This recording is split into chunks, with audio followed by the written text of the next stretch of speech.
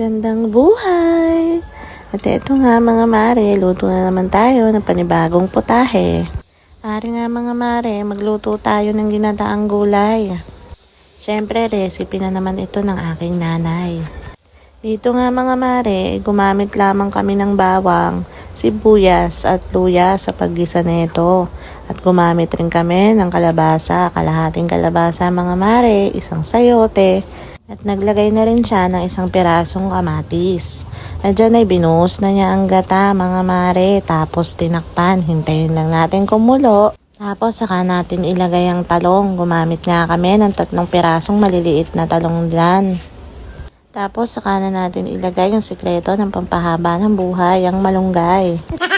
At ayan nga mga mare, konting halo lang. Tapos kapag kaluto na yung unang gata, ibuhos na natin itong natirang gata mga mare. Tapos ilagay na natin yung pangmalakasang sahog neto.